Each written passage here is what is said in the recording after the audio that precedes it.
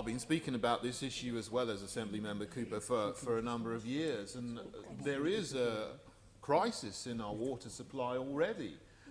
London's water supply is millions of litres per day below where it needs to be to supply 100% of all our water needs. But when we're talking about this, we often talk about increasing the supply, but we never talk about the demand, what is leading to this crunch and crisis in the water supply. And there's no question that it's related to the increase in population in London. Over the last 20 years, London's population has gone up from 7 million to 9 million. That's just the official figure. But we see stories appear every now and again of people living under the arches, under railway lines, in people's back sheds and in back garden sheds, 20 or 30 to a house. In places in like Dagenham and other parts of London, people living in appalling conditions. But with that massive increase in population, we need to look at what's driving the increase in population. And there's no question that it's entirely due to mass, rapid, uncontrolled immigration. Nearly 100% of London's population increase over the last 20 years is due to migration from people coming from other nations outside the United Kingdom into London.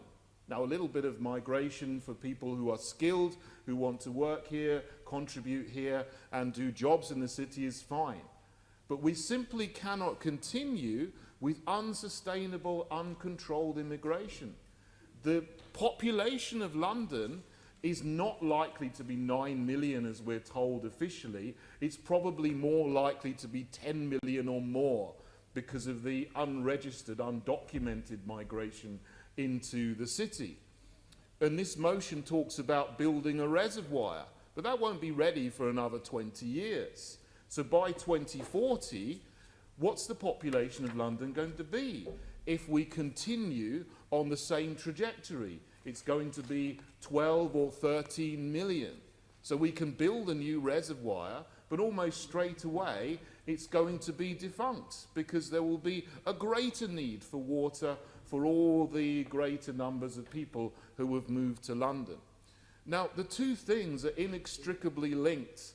And I know some people are politically correct in this room and they don't like to talk about it, but there's no question that the demand and the crisis in our water supply is linked to the population increase, which is linked to rapid immigration. And those two things, we need to go back through the chain and we need to deal with this. And as a nation, we need to come to an understanding that we need to bring immigration back into balance, because there's no other way that we can deal with these other knock-on effects, like the crisis in water supply, like the crisis in housing, and other things that we talk about in the Assembly. We need to be honest about that, and we need to start talking about it and dealing with it so that all Londoners, everyone who lives in the city, can continue to have an effective water supply. Thank you, Chair. Okay, Assembly Member Boff.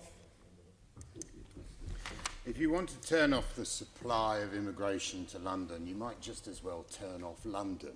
London is a city of immigrants, and if we are to pay for the important public sector projects that we need, we actually need more taxpayers. And those taxpayers are probably not going to be born here. They're going to be born in other parts of the UK. They're going to be born all around the world. And the Assembly member says we need to start talking about this.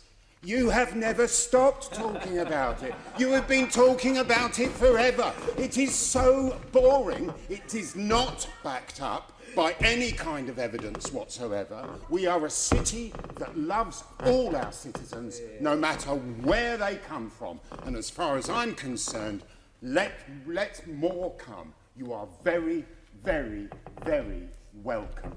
Thank you.